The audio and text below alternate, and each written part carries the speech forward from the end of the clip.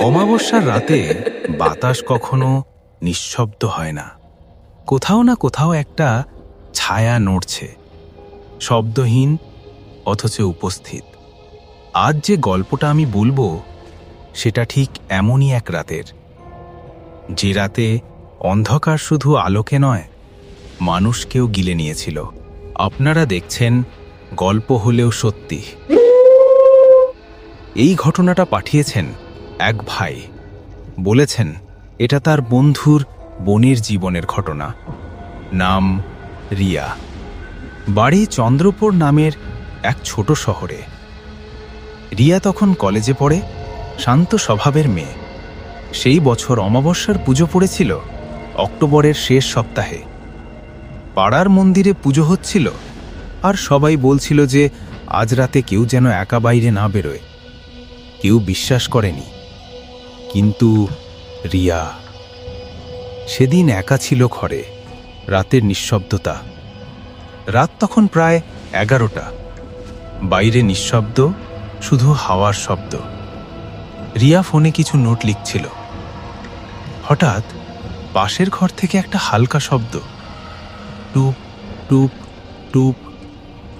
ও ভাবল বৃষ্টির ফোঁটা পড়ছে, কিন্তু জানালা খোলা ছিল না।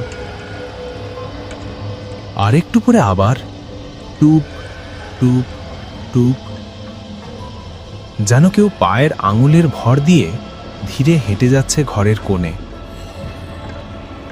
রিয়া উঠে দাঁড়ালো, বাতি জ্বালালো।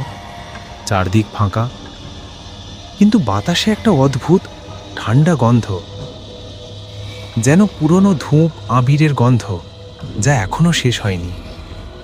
রিয়া ভিড়ে এসে লাইট বন্ধ করে শুয়ে পড়ল। কিন্তু কয়েক মিনিট পর ওর চোখে পড়ল ঘরের দেয়ালে একটা নড়াচড়া করা ছায়া। বাইরে আলো নেই, জানালাও বন্ধ, তবু ছায়া নড়ছে। মাথা ঘুরিয়ে তাকাতেই দেয়ালে আর কিছু নেই। ও ভাবল হয়তো ভ্রম। চোখ বন্ধ করল।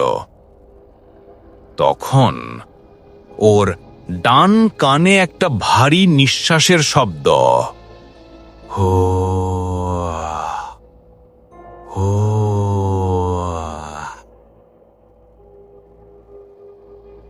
রিয়া চোখ খুলে তাকাতেই ঘরের কোণে দাঁড়িয়ে কেউ, একটা কালচে অবয়ব, ধীরে ধীরে এগিয়ে আসছে। ওর পা নড়ছে না, গলা শুকিয়ে গেছে, শুধু বুকের ভেতর ধপ ধপ শব্দ। এখানেই শেষ নয়। রিয়ার জীবনে যা ঘটতে চলেছিল তা শুধু ভয়ানক নয়, অবর্ণনীয় বটে। ছায়াটা কে ছিল এবং কেন রিয়ার শরীরের ভেতর শুরু হয়েছিল সেই অজানা যন্ত্রণা?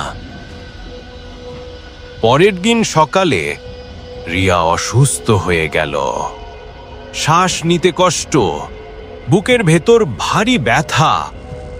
ডাক্তার দেখালো, রিপোর্ট নরমাল, কিন্তু রাত হলেই ওর শরীর ঠান্ডা হয়ে যেত। ঘুমের মধ্যে হঠাৎ জেগে উঠত আর ঘরের কোণে তাকিয়ে থাকত, যেন কেউ সেখানে আছে। দিন কেটে যাচ্ছিল, ও শুকিয়ে যাচ্ছিল, চোখের নিচে গভীর কালচে দাগ। এক আত্মীয় এসে বললেন, চন্দ্রপুরের পুরনো মন্দিরের পাশে রতনবাবু নামে একজন আছেন, তিনি এমন ছায়ার কাজ সামলান। রিয়াকে নিয়ে যাওয়া হলো রতনবাবুর কাছে। বৃদ্ধ মানুষ চোখ বন্ধ করে বললেন, তুমি অমাবস্যার রাতে একা ছিলে, তাই না? রিয়া মাথা নাড়ল। তোমার নাম কেউ ডেকেছিল আর তুমি উত্তর দিয়েছিলে, তাই না? রিয়া হতবাক। হ্যাঁ। রতনবাবু বললেন, যে ছায়া তোমাকে ডেকেছিল ও কোনো মানুষ নয়, ও এক আটকে থাকা নিঃশ্বাস। তুমি সাড়া দিয়েছিলে, তাই এখন ও তোমার মধ্যে আছে। রাতের যজ্ঞ শুরু হলো। ধূপের গন্ধে ঘর ভরে গেছে। রতনবাবু মন্ত্র পড়ছেন, রিয়া কাঁপছে, চোখ বন্ধ করে কাঁদছে। ওর মুখ থেকে বেরিয়ে আসছে একটা গম্ভীর অচেনা গলা। ও আমার নাম ডেকেছিল, আমি যাব না। রতনবাবু চিৎকার করলেন, ফিরে যা, তোর সময় শেষ। হঠাৎ বাতাস নিভে গেল, সব প্রদীপ একসাথে নিভে গেল। ঘর অন্ধকার। তারপর একটা ভারী নিঃশ্বাসের শব্দ, হুঁ হুঁ, এবং নিস্তব্ধতা। যখন বাতি জ্বালানো হলো, রিয়া অচেতন কিন্তু শান্ত, মুখে হালকা হাসি। পরের দিন সকালে রিয়া জেগে উঠল। শরীর হালকা লাগছে, বুকের ব্যথা নেই, শ্বাসও স্বাভাবিক। সবাই ভাবল ব্যাপারটা শেষ, কিন্তু রিয়া পরে বলেছিল সেদিন রাতে ঘুমের মধ্যে একটা আওয়াজ শুনেছিল, আমি আবার আসব পরের অমাবস্যায়। ছোটবেলায় আমার বয়স মাত্র ৩। সেই রাতটির শব্দ আজও কানে বাজে। আমাদের বাড়ি বড় যৌথ পরিবারে, বাবা, চাচারা, নানা নানি আর আমরা ছোটরা। সব ঠিকঠাক চলছিল, কিন্তু কায়ামাসি, যে আমাদের সবাই খুব ভালোবাসত, হঠাৎ আচরণ পরিবর্তন করতে শুরু করে। কায়া তখন কলেজে প্রথম বর্ষে। সুন্দর চুল, শান্ত রূপ, সবাই মুগ্ধ। কিন্তু হঠাৎ সে যেন অন্য কোনো শক্তির প্রভাবে অদ্ভুত কাজ করতে শুরু করে। কেউ কাছে গেলে হঠাৎ চিৎকার, লাফ বা কাঁপুনি। একদিন কায়া হঠাৎ বাড়ি থেকে বেরিয়ে যায়। আমরা তাকে ধরে রাখতে চেষ্টা করি, কিন্তু সে অবিশ্বাস্যভাবে শক্তিশালী হয়ে ওঠে। রাস্তার দিকে ছুটছে, চিৎকার করছে, আর গাড়ির সামনে পড়তে চলেছে। ভাগ্যক্রমে কেউ আহত হয়নি। পীর বাবার কাছে নিয়ে গেলে উনি ধীরে ধীরে মন্ত্র জপ করে কায়ার মাথায় হাত বোলালেন।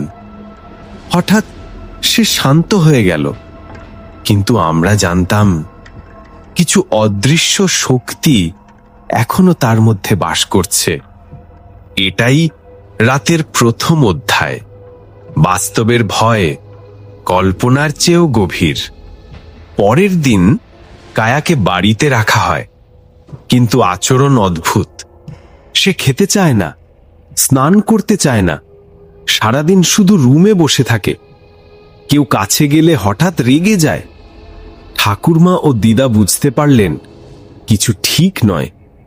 তারা এক ঝাড়ফুঁক ওঝার কাছে গেলেন। উনি এসে কায়ার জন্য পুজো করেন এবং একটি মাদুলি দিয়ে তার হাতে বাঁধেন। কায়া ক্রমে আরো উগ্র হয়ে উঠল। একদিন সে সবাইকে ঠেলে বাড়ি থেকে বেরিয়ে যায়। পাড়ার রাস্তায় ছুটতে ছুটতে মেন রোডে চলে আসে। গাড়ির সামনে পড়লেও ভাগ্যক্রমে কেউ আহত হয়নি। বাস্তবের ভয় কখনো কল্পনার চেয়ে কম নয়।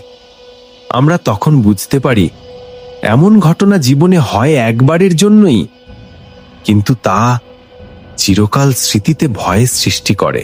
পীর বাবার কাছে নিয়ে গেলে উনি ধীরে ধীরে মন্ত্র জপ করে কায়াকে ছেড়ে দেন।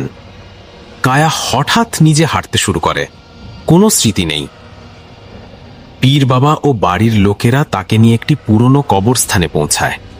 কায়া হঠাৎ সেই কবরের ওপর লুটিয়ে পড়ে। আমরা সবাই হতবাক। কবরের মালিকের পরিচয় জানা যায়। এক যুবক ৩ বছর আগে আত্মহত্যা করেছে। কায়া তার কবরের ওপর লুটিয়ে পড়েছিল। কেউ কিছুই বুঝতে পারছে না। এই রহস্য আমাদের পরিবারকে চমকে দেয়। আমরা বুঝতে পারি কিছু ঘটনা এমন যা কল্পনাতেও আসে না। পীর বাবা বলেন, কায়ার দীর্ঘ চুল কেটে ফেলতে হবে। চুল কেটে কবরের মাটিতে রাখা হয়। এরপর কায়া ধীরে ধীরে সুস্থ হয়ে ওঠে।